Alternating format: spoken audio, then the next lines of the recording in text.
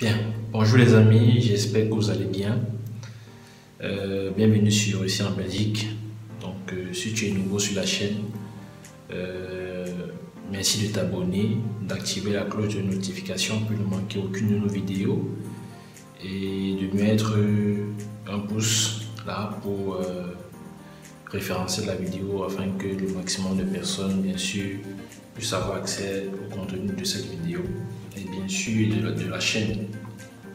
Alors, toute petite vidéo pour ces étudiants là qui m'écrivent en IB pour me demander comment est-ce que ça se passe pour les souscriptions et pour les packs et tout, comment ça se passe s'ils n'arrivent pas.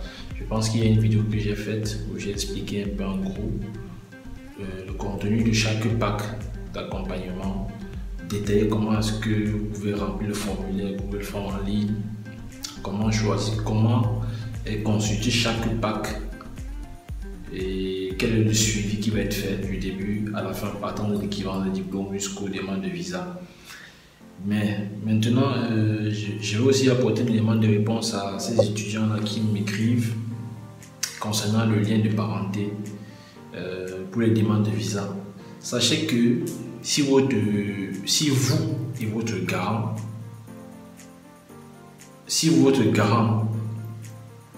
n'est pas dans l'Union européenne, notamment dans la zone Schengen, et qui n'est pas dans le même pays que vous, ou bien qui se trouve même dans le même pays que vous devez justifier le lien de parenté.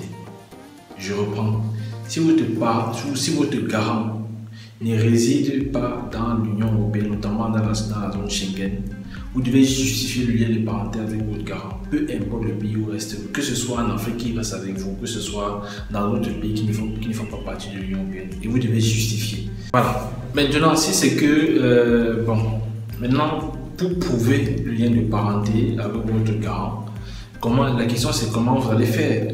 Vous savez que vous pouvez simplement faire le lien de parenté avec soit vos actes de naissance, soit avec un document qui justifie que on a un lien de parenté. Ça ne sert à rien de dire que non, voilà, mon père, on vit ensemble et tout. Il faut justifier cela.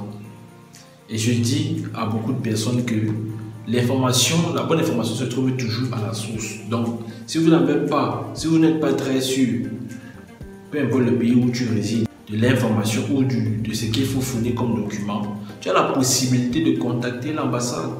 Tu as la possibilité de contacter l'ambassade belge de ton pays d'origine ou de ton pays où tu résides pour demander quel est exactement le document le plus fiable qui pourra faire le lien de parenté entre moi et mon garant. Donc, je t'ai dit, il y a les actes de naissance qu'il faudra que tu fasses les légalisations pour facilement faire le lien de parenté. Ça c'est très simple en fait. Mais si tu n'es pas convaincu de cela, tu as la possibilité d'écrire à l'ambassade pour demander cette information-là pour être plus sûr. Donc, c'est tout pour cette question-là. Parce que quand on te dit, si ton garant n'est pas dans la zone Schengen, dans l'Union européenne, tu dois prouver le lien de parenté. Ça veut dire seulement que même si c'est un ami de la famille, peu importe, je ne sais pas qui, s'il n'a pas de lien de parenté avec toi, il ne pourra pas simplement te prendre en charge. Aussi simple que ça. Par contre, si c'est un papa, si c'est ton père, c'est ta soeur, c'est ta tante qui a un lien de famille, tu pourras facilement, et tu sais que tu peux facilement faire le lien de parenté entre vous, notamment par les actes de naissance. C'est plus simple, toi, tu vois. Si c'est quelqu'un d'autre, il ne pourra pas dans ce cas-là.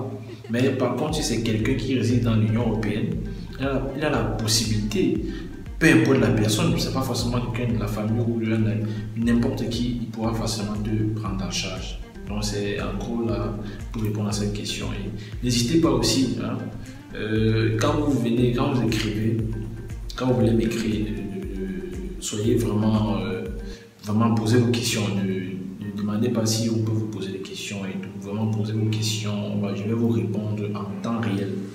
Sachez que je suis toujours connecté, je suis toujours en ligne. Même si après je ne réponds pas instantanément, je vois toujours les messages ou les commentaires et j'essaie d'apporter des éléments de réponse. N'hésitez pas à me laisser des questions, des préoccupations en commentaire. Je vais toujours vous répondre ou faire une vidéo pour pouvoir vous répondre. Donc voilà. Je vous dis merci, à bientôt dans une prochaine vidéo.